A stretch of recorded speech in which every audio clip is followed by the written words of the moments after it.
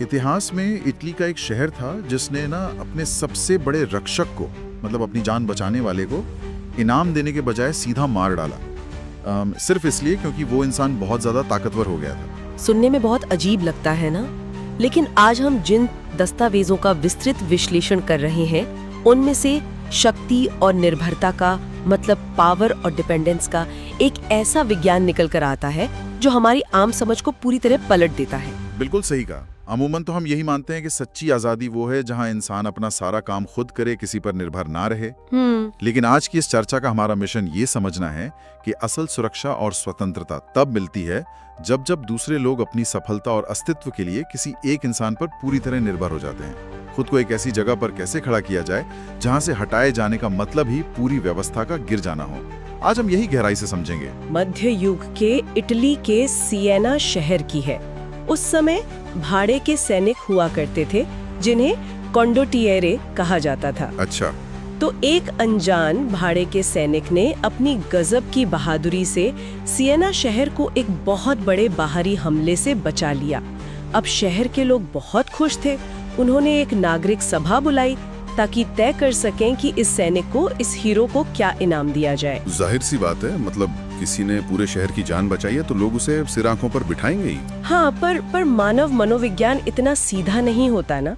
जब कोई इंसान इतना बड़ा एहसान कर दे जिसे चुकाना असंभव लगने लगे तो कृतज्ञता बहुत जल्दी बोझ में बदल जाती है। सभा में लंबी बहस के बाद एक व्यक्ति खड़ा हुआ और उसने एक भयानक सुझाव दिया। क्या सुझाव था? उसने कहा कि क्यों ना हम इसे मार डालें और अपना संरक्षक संत, यानी एक पूजनीय देवता बना लें। और हैरानी की बात यह है कि उन्होंने सचमुच उसे मार डाला। ये तो हद से ज्यादा क्रूर है। मतलब अपनी काबिलियत के चरम पर होना ही उसकी जान का दुश्मन बन गया। बिल्कुल। और ये कोई इकलौती घटना नहीं है। एक और बहुत मशहूर कहानी है काउंट ऑफ कार्मेनियोला की। ये वेनिस के सबसे बहादुर और सफल भाड़े के सैनिकों में से एक था। उसने वेनिस के लिए अनगिनत युद्ध जीते थे। पूरे शहर में उसे एक हीरो की तरह पूजा जाता था। तो क्या इसका भी वही हश्र हुआ? कुछ वैसा ही। देखिए, 1442 में जब वेनिस और फ्लोरेंस का युद्ध चल रहा था तो वेनिस के शासक ने कार्मेनियोला को अचानक वापस बुलाया। उसका बहुत सम्मान हुआ। तय हुआ कि रात का खाना वो शासक के साथ महल में खाएगा। तो सब कुछ सामान्य लग रहा था। हाँ, लेकिन जब वो महल जाने वाले मशहूर पुल से गुजर रहा था तो गार्ड्स ने अचानक दिशा बदल दी। उसे सीधे कालकोठरी में डाल दिया गया और अगले ही दिन एक झूठे आरोप में उसका सर कलम कर दिया गया। एक सेकंड, मैं इस बात के पीछे का तर्क समझने की कोशिश कर रहा हूँ। जो इंसान राज्य के लिए युद्ध जीत रहा है, जो जनता का हीरो है, उसे अचानक मार देना शासक के लिए भी तो घाटे का सौदा होना चाहिए ना। यहीं पर हमें आसानी से बदले जाने के खतरे यानी रिप्लेसेबिलिटी को समझना होगा।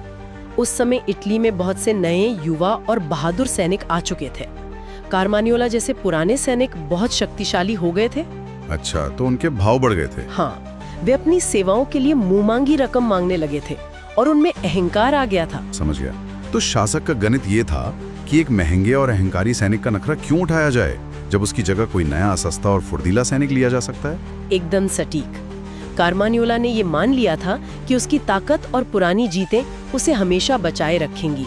उसने खुद को ऐसा अपरिहार्य नहीं बनाया था जिसके बिना शासक का काम ही न चल सके। वो आसानी से बदला जा सकता था।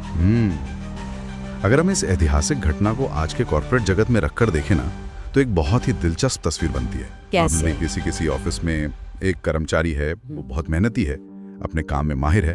वो कंपनी के सारे अटके हुए काम निकाल देता है। फिर वो अपनी ईमानदारी में अपना सारा ज्ञान, काम करने के शॉर्टकट्स और सीक्रेट तरीके अपनी पूरी टीम को सिखा देता है। वो सोचता है कि इससे बॉस उसकी इज्जत करेंगे। लेकिन कुछ महीनों बाद कंपनी छटनी करती है और सबसे पहले उसी कर्मचारी को निकाल देती है। ये बहुत ही आम घटना है, बहुत ज्यादा देखी जाती है। तो यहाँ मेरा सवाल ये है कि क्या अपना सारा ज्ञान और हुनर दूसरों में बांट देना वास्तव में खतरनाक गलती है? क्योंकि हमें तो बचपन से यही सिखाया जाता है कि ज्ञान बांटने से बढ़ता है और टीम वर्क सबसे जरूरी है। देखिए, नैतिक रूप से ज्ञान बांटना बहुत अच्छी बात है, लेकिन रणनीतिक रूप से ये एक जोखिम भरा कदम हो सकता है। जब कोई इंसान अपना पूरा ज्ञान सौंप देता है तो वो अपने अंदर की उस विशेषता को खत्म कर देता है जो उसे दूसरों से अलग बनाती है। सही बात है। समाज या व्यवस्था तभी तक किसी को सुरक्षित रखती है जब तक उसकी जरूरत होती है। अगर टीम उस कर्मचारी के बिना भी सारा काम उसी कुशलता से कर सकती है, तो फिर कंपनी उसे मोटी तनख्वाह क्यों देगी? इसीलिए दूसरों को कुछ सिखाना ठीक है, लेकिन वो आखिरी चाबी हमेशा अपनी जेब में रखनी चाहिए, जिससे मुख्य दरवाजा खुलता हो। तो अगर सिर्फ काबिल होना और अपना काम पूरी ईमानदारी से करना काफी नहीं है और अपना सारा ज्ञान बांटना खतरनाक हो सकता है, तो फिर एक आम इंसान खुद को सुरक्षित कैसे बनाए? इसका जवाब हमें 1847 के प्रशिया में मिलता है। ये कहानी ओटो वॉन बिस्मार्क की है और ये रणनीति के विज्ञान का एक बहुत ही शानदार अध्याय है। बिस्मार्क का नाम तो इतिहास के सबसे चतुर राजनेताओं में गिना जाता है। उन्होंने क्या किया था? जब बिस्मार्क सिर्फ 32 साल की उम्र में प्रशिया की संसद में आए, तो उनका कोई खास रुतबा नहीं था। उस समय जर्मनी की राजनीति में कई ताकतवर गुट थे, उदारवादी थे, रूढ़िवादी थे और कई बहुत ही प्रभावशाली मंत्री थे। लेकिन बिस्मार्क ने इन शक्तिशाली लोगों से जुड़ने के बजाय एक बहुत ही अप्रत्याशित विकल्प चुना।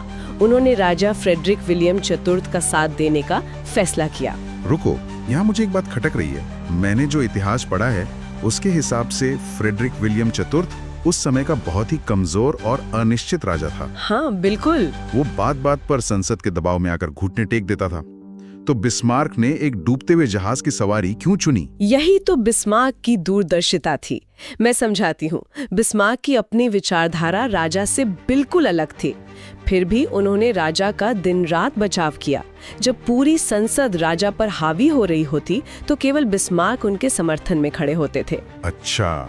बिस्मार्क ने समझ लिया था कि अगर वे किसी ताकतवर मंत्री के गुट में शामिल होंगे, तो वे उस भीड़ में कहीं खो जाएंगे। ताकतवर इंसान को आपकी कोई खास जरूरत नहीं होती। सामान्य सोच तो ये कहती है ना कि इंसान को हमेशा सबसे ताकतवर इंसान के गुट में शामिल होना चाहिए।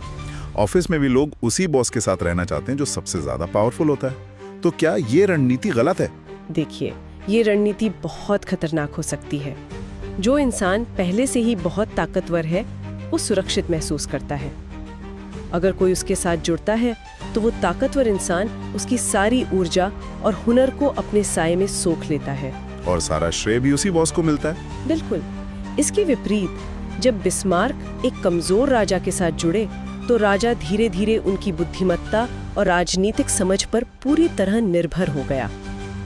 राजा के पास अपनी कोई रीढ़ की हड्डी नहीं थी, तो बिस्मार्क ही उसके लिए वो रीढ़ की हड्डी बन गए। मतलब बिस्मार्क ने राजा के अंदर का डर दूर किया और खुद को एक ऐसा मजबूत खंबा बना लिया जिसके बिना महल ही गिर सकता था। ठीक ऐसा ही हुआ। और इस रणनीति की असली परीक्षा तब हुई जब 1861 में राजा फ्रेडरिक की मौत हो गई। उनका भाई विलियम सत्ता में आया। अब नए राजा विलियम और बिस्मार्क एक दूसरे से सख्त नफरत करते थे। तो नए राजा विलियम ने तो सबसे पहले बिस्मार्क को बाहर का रास्ता दिखाया होगा। विलियम ऐसा ही करना चाहता था, लेकिन जब वो गद्दी पर बैठा तो उसने देखा कि प्रशिया चारों ओर से दुश्मनों से घिरा हुआ है। अंदरूनी राजनीति भी उफान पर थी। विलियम खुद इतना मजबूत नहीं था कि बिना किसी कुशल रणनीतिकार के राज्य संभाल सके। तो उसे झुकना पड़ा। हाँ, उसे मजबूरी में बिस्मार्क पर ही निर्भर रहना पड़ा। ये तो कमाल की बात है। जिस इंसान से राजा नफरत करता है, उसी को उसे अपना प्रधानमंत्री बनाना पड़ा। इतना ही नहीं, जब भी राजा और बिस्मार्क के बीच कोई अनबन होती और बिस्मार्क इस्तीफा देने की धमकी देते, तो राजा को घुटने टेकने पड़ते थे, क्योंकि राजा जानता था कि बिस्मार्क के बिना वो दुश्मनों का सामना नहीं कर सकता।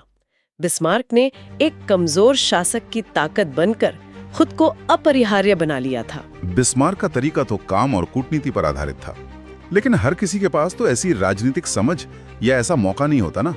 अगर कोई इंसान अपने काम के जरिए ऐसी मजबूत निर्भरता नहीं बना सकता, तो उसके पास दूसरा रास्ता क्या है? ऐसे में एक बहुत ही गहरा मनोवैज्ञानिक रास्ता सामने आता है। अपनी किस्मत को दूसरे की किस्मत से बांध देना। किस्मत को बांध देना, ये थोड़ा फिल्मी लग रहा है। फ्रांस के राजा लुईस 11वें की कहानी इसे बहुत अच्छी तरह समझाती है। उन्हें इतिहास में स्पाइडर किंग भी कहा जाता है। लुईस 11वें को ज्योतिष पर बहुत गहरा विश्वास था। उनके दरबार में एक बहुत ही चतुर ज्योतिषी रहा करता था। अच्छा।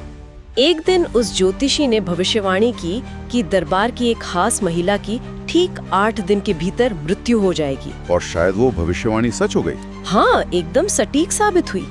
लेकिन इससे राजा खुश होने के बजाय बुरी तरह खौफजदा हो गया। राजा क्यों डरेगा? उसे तो खुश होना चाहिए कि उसके पास इतना ज्ञानी ज्योतिषी है। राजा के नजरिए से सोचिए, अगर भविष्यवाणी इतनी सटीक थी तो इसका मतलब या तो ज्योतिषी का विज्ञान इतना खतरनाक है कि वो कल को राजा के लिए भी खतरा बन सकता है, या फिर अपनी बात सच साबित करने के लिए ज्योतिषी ने खुद ही उस महिला की हत्या करवाई है। बिल्कुल, दोनों ही हालतों में राजा को लगा कि इस ज्योतिषी को मार देना ही सबसे सुरक्षित रास्ता है। राजाओं का ये पुराना हिसाब किताब, जो समझ ना आए उसे मार दो। तो राजा ने ज्योतिषी को महल के सबसे ऊपरी हिस्से में अपने कमरे में बुलाया। सेवकों को कड़ा आदेश दिया गया था कि जैसे ही राजा इशारा करे, ज्योतिषी को उठाकर खिड़की से बाहर खाई में फेंक देना है। अरे बाप रे। ज्योतिषी जब कमरे में दाखिल हुआ तो राजा ने उसे मारने का इशारा करने से ठीक पहले एक आखिरी सवाल पूछा। उसने कहा, तुम कहते हो कि तुम्हें भविष्य देखना आता है, तो जरा अपना भविष्य देखकर बताओ कि तुम्हारी मौत कब होगी। ये तो एक तरह का जाल था। अगर वो कोई भी तारीख बताता तो राजा उसे तुरंत मरवाकर उसकी विद्या को झूठा साबित कर देता। शांत स्वर में कहा, महाराज, मेरी गणना के अनुसार मैं आपकी मृत्यु से ठीक 3 दिन पहले मरूंगा। ओहो, क्या बात है। ये तो एक तीर से 2 शिकार हो गए। आप समझ सकते हैं कि राजा का क्या हाल हुआ होगा। राजा का हाथ हवा में ही रुक गया। उसने खिड़की की तरफ देखने की हिम्मत भी नहीं की। मारना तो दूर की बात है। उस दिन के बाद से राजा ने जीवन भर उस ज्योतिषी की रक्षा की। मतलब उसे वीआईपी ट्रीटमेंट मिलने लगा? हाँ, उसे बेहतरीन सुविधाएं दी गईं और सबसे अच्छे डॉक्टरों को उसकी देखभाल के लिए लगा दिया गया। ये मुझे एक बहुत ही सटीक रूपक की याद दिलाता है। प्रकृति में एक बेल होती है जिसे अमर बेल कहते हैं। वह बेल किसी बड़े पेड़ के चारों ओर इतनी गहराई से लिपट जाती है कि दोनों की नसें मानो एक हो जाती हैं। बहुत बढ़िया उदाहरण है। अगर कोई उस बेल को काटने या उखाड़ने की कोशिश करे तो उस पेड़ को भी भारी नुकसान पहुंचता है या शायद पेड़ भी सूख जाए। ज्योतिषी ने भी तो यही किया। कोई तलवार नहीं उठाई, कोई हुनर नहीं दिखाया, बस अपनी जान को राजा की जान के साथ उस बेल की तरह लपेट दिया। ये एक बहुत ही सुंदर और सटीक रूपक है, और इसके पीछे जो मानव मनोविज्ञान काम कर रहा है ना, वो और भी गहरा है। मैकियावेली जैसे विचारकों ने भी कहा है कि प्रेम और वफादारी बहुत ही कमजोर भावनाएं हैं। सही बात है। लोग आज किसी का सम्मान कर सकते हैं, कल भूल सकते हैं, लेकिन डर, खास तौर पर अपना खुद का नुकसान होने का डर, इंसान के अंदर सबसे स्थायी भावना होती है। यानी किसी के मन में ये डर बैठाना कि अगर मैंने इसे खो दिया तो मेरा ही भारी नुकसान होगा, ये उसे प्रभावित करने का सबसे पक्का तरीका है। बिल्कुल। अब तक की चर्चा से ये तो पूरी तरह साफ हो गया है कि रिप्लेसेबल होना बहुत बड़ा खतरा है। कमजोर के साथ जुड़ना एक रणनीति हो सकती है और किस्मत को जोड़ना एक मनोवैज्ञानिक ढाल है। लेकिन अगर हम इन ऐतिहासिक किस्सों से बाहर निकलकर दस्तावेजों के सैद्धांतिक हिस्से पर आएं, तो खुद को अपरिहार्य बनाने के असल और व्यवहारिक रास्ते कौन से हैं? दस्तावेजों में मुख्य रूप से 2 रास्तों की बात की गई है, गहन शक्ति यानी इंटेंसिव पावर और व्यापक शक्ति यानी एक्सटेंसिव पावर। गहन शक्ति का मतलब है किसी एक खास कौशल या कला में इतना माहिर होना कि दुनिया में कोई और वो काम कर ही ना सके। इसका कोई उदाहरण है क्या? पुनर्जागरण काल के महान कलाकार माइकल एंजेलो को कौन नहीं जानता।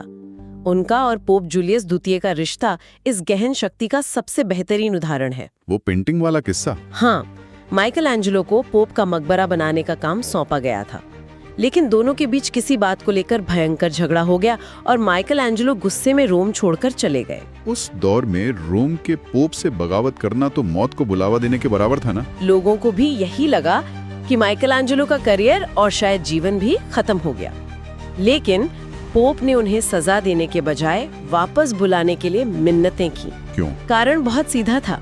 पोप को पता था कि वो कोई भी दूसरा मूर्तिकार ढूंढ सकता है, लेकिन दुनिया में दूसरा माइकल एंजेलो कहीं नहीं मिलेगा। वो कला केवल उसी इंसान के पास थी, यही उसकी गहन शक्ति थी। लेकिन देखिए, अगर हम इसे व्यवहारिक नजरिए से देखें तो ये हर किसी के लिए मुमकिन नहीं है। दुनिया में हर इंसान माइकल एंजेलो नहीं हो सकता। सही कहा। ज्यादातर लोग आम नौकरियां करते हैं, सामान्य व्यापार करते हैं। जहां उनके पास ऐसा कोई जादुई हुनर नहीं होता, उनके लिए क्या रास्ता है? उनके लिए दूसरा रास्ता है, व्यापक शक्ति या एक्सटेंसिव पावर। इसका मतलब है किसी व्यवस्था में खुद को इस तरह से फैला लेना कि आपको बाहर निकालना पूरी व्यवस्था को तोड़ने के बराबर हो जाए। हेनरी किसिंजर का उदाहरण यहाँ बहुत सटीक है। अच्छा। जब अमेरिका में निक्सन प्रशासन के दौरान बहुत से लोगों को निकाला गया, तब भी किसिंजर सुरक्षित रहे। क्या निक्सन और किसिंजर की बहुत गहरी दोस्ती थी? ऐसा बिल्कुल नहीं था, लेकिन किसिंजर ने खुद को राजनीतिक व्यवस्था के इतने सारे विभागों, समितियों और फैसलों में शामिल कर लिया था कि उनकी पहुंच हर जगह थी।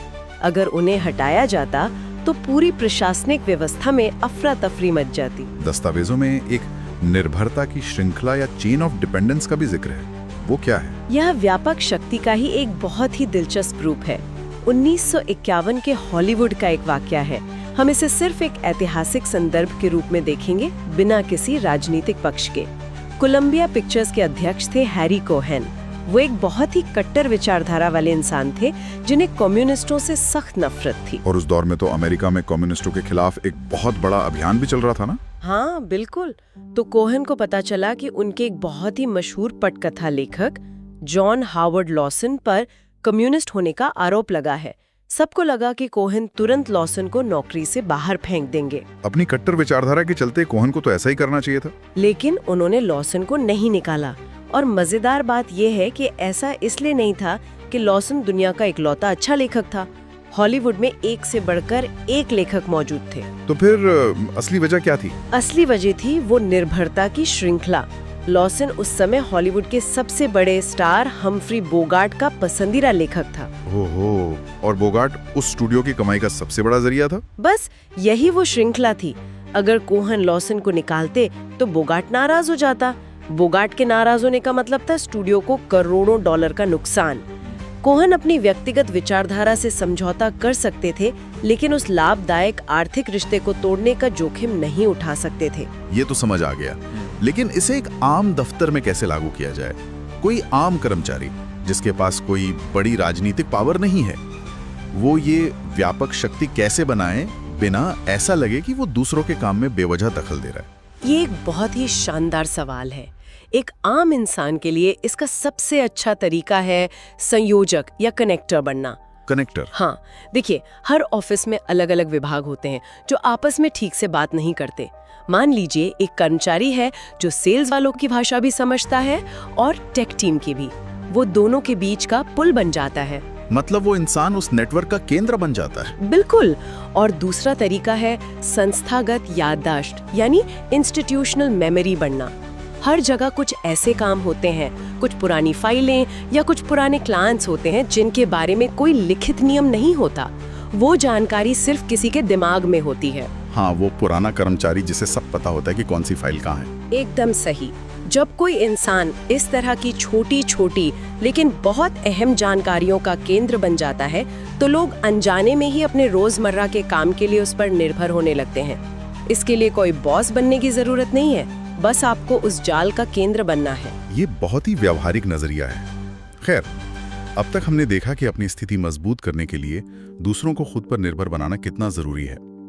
लेकिन चर्चा को एक नया मोड़ देते हैं, जिसे दस्तावेजों में सिद्धांत का उल्टा प्रभाव कहा गया है। क्या ऐसा नहीं हो सकता कि इंसान इन सब चालाकियों और निर्भरता के जाल से बाहर निकल जाए? ये विचार मन में आना स्वाभाविक है। मतलब बिना किसी के प्रति जवाबदेह हुए पूरी तरह से स्वतंत्र होना सबसे अच्छा विकल्प क्यों नहीं है? इतिहास में जेपी मॉर्गन या जॉन डी रॉकफेलर जैसे लोगों ने तो यही किया था। उन्होंने अपने अपने उद्योगों में एकाधिकार या मोनोपोली बना ली। उन्होंने सब कुछ अपने नियंत्रण में ले लिया ताकि कोई उन पर हुक्म न चला सके। दूर से देखने पर एकाधिकार या पूरी तरह स्वतंत्र होना बहुत आकर्षक लगता है। कोई प्रतिद्वंद्वी नहीं, किसी के आगे झुकना नहीं, लेकिन दस्तावेजों का विश्लेषण बताता है कि इस तरह के पूर्ण नियंत्रण की एक बहुत बड़ी कीमत चुकानी पड़ती है। कैसी कीमत? जब कोई इंसान एकाधिकार बना लेता है तो वो पूरी दुनिया से कट जाता है। वो एक अलग थलग टापू बन जाता है। और मुझे लगता है कि सबसे बड़ा खतरा ये है कि उस टापू के चारों ओर दुश्मन जमा होने लगते हैं। जो लोग शायद पहले एक दूसरे से लड़ रहे थे, वो भी उसके खिलाफ एकजुट हो जाते हैं। यही इसके पतन का सबसे बड़ा कारण बनता है। पूर्ण एकाधिकार अपने साथ एक असहनीय दबाव लेकर आता है। उस इंसान को हर पल, हर दिन अपनी उस चोटी को बचाने के लिए लड़ना पड़ता है। इतिहास गवाह है कि ऐसी पूर्ण स्वतंत्रता या सब कुछ अकेले नियंत्रित करने की चाहत अक्सर विनाशकारी साबित होती है। अंदरूनी तनाव और बाहरी दुश्मनों का दबाव ऐसे साम्राज्यों को भीतर से खोखला कर देता है। इसका मतलब ये हुआ कि सच्ची आजादी इस बात में नहीं है कि इंसान पहाड़ की चोटी पर अकेला खड़ा रहे और सबको खत्म कर दे। सच्ची स्वतंत्रता असल में पारस्परिक निर्भरता या इंटरडिपेंडेंस में छुपी है। एक ऐसा बेहतरीन संतुलन जहां कागजों पर या देखने में तो कोई और मालिक हो, लेकिन वास्तविकता में वो आपके बिना एक कदम भी न चल सके। एकदम सही। जब ऊपर बैठा इंसान खुद को शक्तिशाली मानता है, लेकिन अपने हर अहम फैसले के लिए नीचे खड़े इंसान की ओर देखता है, तो वो नीचे खड़ा इंसान सबसे सुरक्षित होता है।